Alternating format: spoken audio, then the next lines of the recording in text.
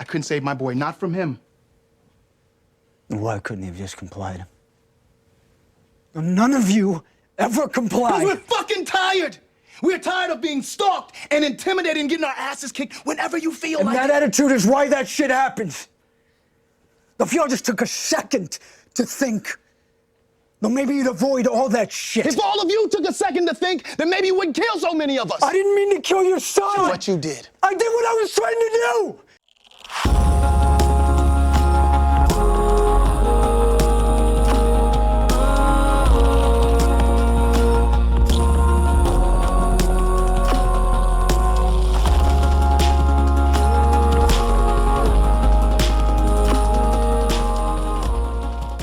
Welcome back, everybody, to the Movie Buffer. Thank you so much for joining us tonight. And tonight we will be reviewing the movie American Skin. American Skin is a 2019 American drama film written and directed by Nate Parker. It stars Parker, Omari Hardwick, Theo Rossi, Shane, Paul McGhie, Milauna Jackson, and Beau Knapp, and follows a Marine veteran who works as a school janitor that takes matters into his own hands after his son is killed by a police officer. The film had its world premiere at the Venice Film Festival on September 2019 and was released in the United States on January 15th, 2021 by Vertical Entertainment.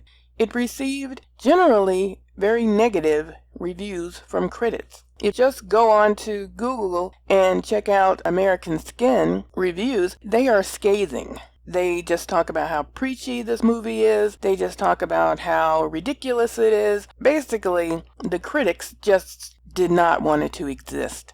They think it's yet another preachy, black, whatever, and they hated it. I mean, they're giving it like 1 star, 2 stars, nothing. So you can be the judge of that and when and if you should watch it, but here is my review. The story begins a year after the police shooting death of an Iraqi War Veteran 14-year-old son. The cop was not charged with the death. Riots break out. The parents feel helpless. This movie had me crying in the first 15 minutes. It's a very emotional movie. Their story is being documented by student filmmakers. It takes a sharp turn from the tear-jerking incident of his son's death to a group of black men, his friends, taking the police hostage. This is an anti-hero story reminiscent of John Q with Denzel Washington. For me, this is a story that should happen. Why do we always have to just sit and take it? Why? So they have a mock trial in the courthouse. Now, I've never worked in a courthouse, but wouldn't there be back access to the building, so people can get in and out? I mean, usually courthouses are pretty big buildings, but I don't know. Anyway, the movie is not an action-packed hostage gun shootout. This movie is a conversation about the police racist policies and how a child died for nothing. Not that there isn't any action in the movie, because it is, but it's not a shoot-'em-up story. So if you tuned in for that, you may be disappointed, but it's a very poignant piece of work with excellent writing and acting.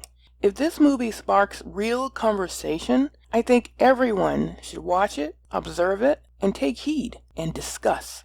This movie was emotional. It had me crying, cursing, screaming, and in the end asking, will anything ever change in this country? Should blacks just leave this country behind? But to where? Africa? Canada? Or just anywhere but here?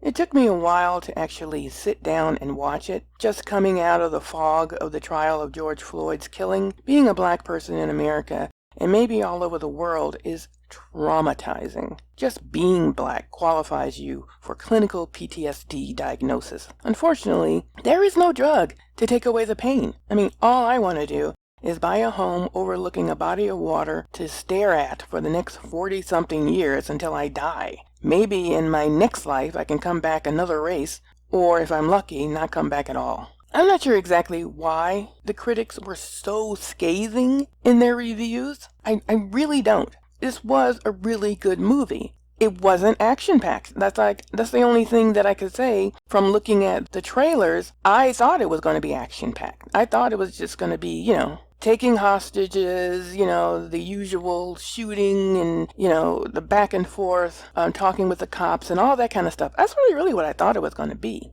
but actually it's not.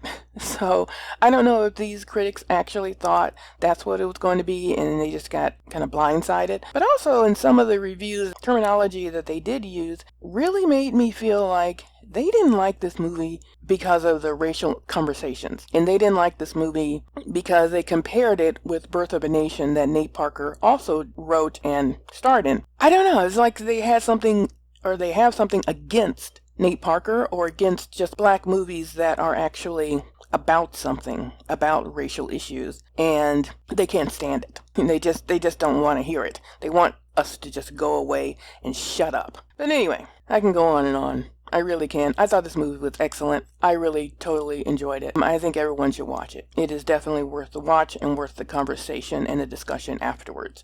So have you seen American Skin? What did you think about the movie? Did it make you want to discuss the very real themes of police killings of black people? Or do you even care? I mean, really, do you even care? Because in America, I really don't think Americans really even give a shit. Do you wish there was more gun shootings and less dialogue in this particular movie? Probably. Leave your comments below about this movie, about Nate Parker, about what this movie is talking about, what it stands for. And of course, thank you so much for watching. Please share this review. Please subscribe if you haven't already. And please like it. Thank you so much. Peace. 2 fingers, guys.